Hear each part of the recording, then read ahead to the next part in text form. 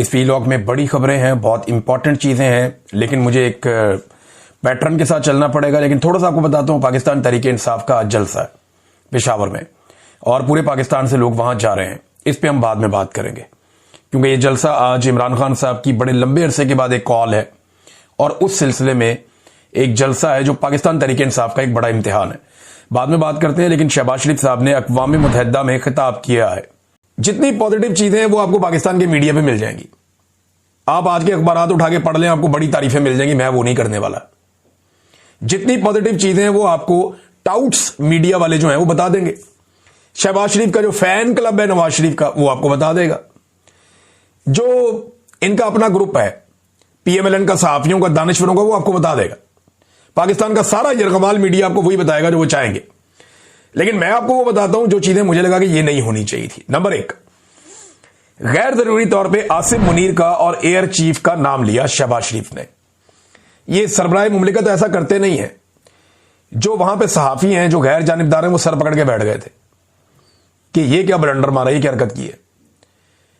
यानी मुल्कों के जो सरबराहान होते हैं वो कभी भी अपने मातहतों के ऐसे नाम नहीं लेते जाके वहां पे। यानी बूट पॉलिश की एक आदत और शौक इतना बढ़ गया कि अक़वाम मुत्तहिदा जैसे बड़े फोरम के ऊपर खड़े होकर भी शहबाज शरीफ साहब को अपना असल काम भूला नहीं। वहां पे भी पकड़ के चमकाना शुरू कर दिया उन्होंने कि जी आसिम मुनीर की भी गेम उठा दी और एयरफोर्स के चीफ की भी गेम उठा दी। हालांकि उन्होंने काम बड़ा कमाल किया, लेकिन यार ये फोरम कौन सा है? फॉर गॉड सेक, आपको होश है आप क्या कर रहे हैं? भाई जो सरबराह मुमलिकत होता है, यानी अगर अमेरिकन प्रेसिडेंट ये बात करता तो वो कभी अपने किसी जर्नैल का नाम नहीं लेता, द ग्रेट अमेरिकन मिलिट्री कहता। आप कह सकते थे कि ग्रेट पाकिस्तानी आर्म फोर्सेस, कितना अच्छा लगता सुनने में, हमेशा चलता रहता। ये आसिम मुनीर रिटायर हो जाएगा, आपकी तकरीर जाया हो जाएगी। ये जो एयरफोर्स का चीफ है रिटायर हो जाएगा, आपकी तकरीर जाया हो जाएगी। नाम उस चीज का लिया जाता है जिसको कायम रहना हो। आप कह सकते थे, आप दूसरे मुल्क के वजीर आज़म का नाम ले सकते, सरबराहान की बात कर सकते हैं, या कुछ बहुत इंपॉर्टेंट आलमी सतह के इंसिडेंट वहां पे उनकी आप बात कर सकते हैं। ये आप नहीं कर सकते, ये फेयर नहीं है। यानी अगर आपको कहना था, आप कहते कि अजीम पाकिस्तानी कौम और अजीम पाकिस्तानी सिक्योरिटी फोर्सेस, ये है वर्ड जो कहने वाले थे। लेकिन क्योंकि शहबाज शरीफ साहब को आदत पड़ गई है हर तकरीर में, हर जगह पे उनकी तकरीर मुकम्मल ही नहीं होती जब तक कि वो फील्ड मार्शल साहब की गेम ना उठा दें, तो जनाब गेम उठाने के चक्कर में उन्होंने ये कर दिया। और वहां सहाफी, मुख्तलिफ सफारतकार, उनसे वो बातें कर रहे थे सहाफी, वो कहते वो सारे सर पकड़ के बैठे हुए थे कि यार ये क्या लेवल है आपके वजीर आजम का। नंबर 1। नंबर 2, ट्रंप को नोबेल पीस प्राइज के लिए तारीफों के पुल बांध दिए शहबाज शरीफ ने, और कहते ये जी कि क्योंकि इंडिया पाकिस्तान की लड़ाई रुकवाई है। भाई एक तरफ आप क्लेम करते हैं कि इंडिया डर गया था, खुद भाग कर गया अमेरिका के पास, उसने कहा कि साड़ी जान छुड़ाओ, तो अमेरिका ने जंग रुकवा दी, पाकिस्तान को पैगाम भेजा, पाकिस्तान ने कहा ओके। क्या हम कोई पागल है? क्या हम कोई जनूनी है? या हमें कोई शौक चढ़ा हुआ है लड़ने का, या एटम बम मार के अपने एक दूसरे को तबाह कर देना था अगर डोनाल्ड ट्रंप ना होता? या अगर डोनाल्ड ट्रंप ना होता तो आज इंडिया और पाकिस्तान सफा हस्ती भी ना होते, मिट जाते। यानी इतने गए गुजरे तो हम नहीं है ना। अब डोनाल्ड ट्रंप ने एक रोल तो उसका ये था ना कि ठीक है जी बीच में एक बंदा गारंटी है, अभी तुसी भी ना मारो, तुसी भी ना मारो, बात खत्म। लेकिन इतनी गेम उठाई उनकी कि उन्हें अब कह रहे हैं डोनाल्ड ट्रंप को कि जनाब इनको अमन का नोबेल प्राइज दिया जाए। और उसी टाइम पे शहबाज शरीफ साहब एक और चीज पे जोर दे रहे हैं कि इसराइल के अंदर फौरी तौर पे जंगबंदी करवाई जाए, फौरी तौर पे जंगबंदी करवाई जाए, और कोई रास्ता नहीं है, इसके लिए इकदाम किए जाए। बड़ी जज्बाती जुमले उन्होंने बोल दिए।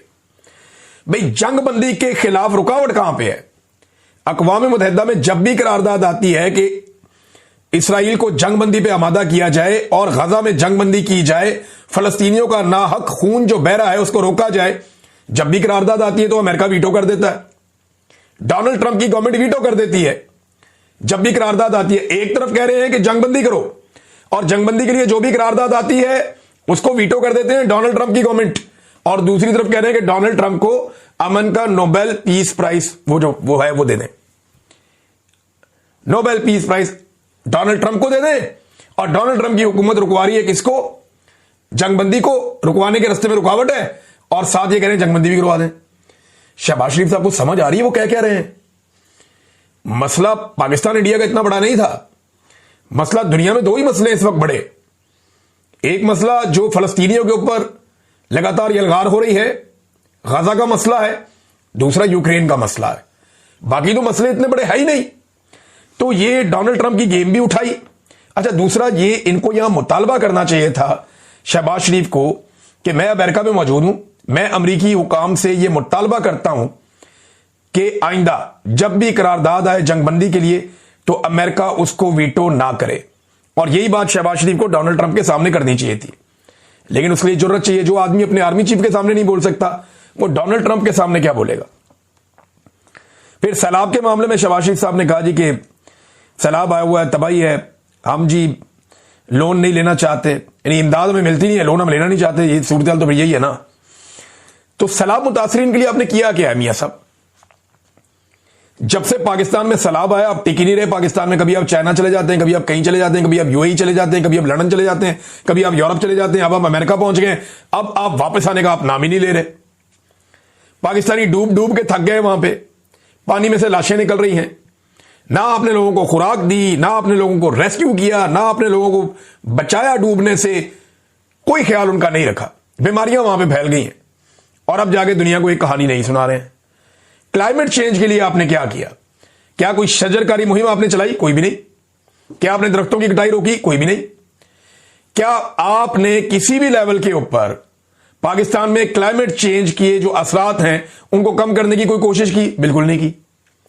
तो जब आपने ये किया नहीं तो फिर आप इसके ऊपर बातें नहीं कर सकते ना। नाज़रीन, एक और बड़ा डरावना ख्वाब जो ख्वाजा आसिफ साहब को देखना पड़ गया वो मैं आपको बताता हूं, लेकिन पहले एक खबर, एक बड़ी खबर मैं आपके सामने रखूंगा। मेरे एक सोर्स ने यह दावा किया अमेरिका से, और उसका दावा यह है कि पाकिस्तान इसराइल को तस्लीम करेगा। और दावा उसने यह किया कि कैसे तस्लीम करेगा वो भी उसने मुझे बताया। उसका यह कहना है कि फलस्तीन के कुछ इलाकों के लिए एक निगरान फौज तश्कील दी जाएगी, एक फोर्स बनाई जाएगी जिसमें मुख्तलिफ ममालिक के फौजी और अफसरान होंगे। ये फिर सुन लें आप। वो ये कह रहा है कि फार्मूला जो अंदर खाते तय पा गया वो ये पा गया कि फलस्तीन के इलाकों के लिए एक निगरान फोर्स बनाई जाएगी, और वहां पे जो फोर्स बनाई जाएगी उसमें मुख्तलिफ ममालिक के सिक्योरिटी फोर्सेस होंगी, और उसमें पाकिस्तान की शमूलियत इस शर्त के ऊपर हो जाएगी कि पाकिस्तान इब्राहिम अकॉर्ड के ऊपर दस्तखत कर दे। आगे बात समझ। तो मैंने कहा जी ये इससे क्या फर्क पड़ता है, पाकिस्तान तो फलस्तीन में जा रहा है ना हिफाजत के लिए, तो इसराइल का इससे क्या? उन्होंने कहा नहीं, पाकिस्तानियों को यह चूरन बेचा जाएगा, जो उसका दावा है कि पाकिस्तानियों को, सोर्स है मेरा, ये उसका दावा है और मैंने आपको एज इट इज बता रहा हूं। उसने कहा जी पाकिस्तानियों को यह चूरन बेचा जाएगा कि जनाब क्योंकि हम फलस्तीनियों की मदद करने के लिए वहां पे जा रहे हैं उस सरजमीन पे,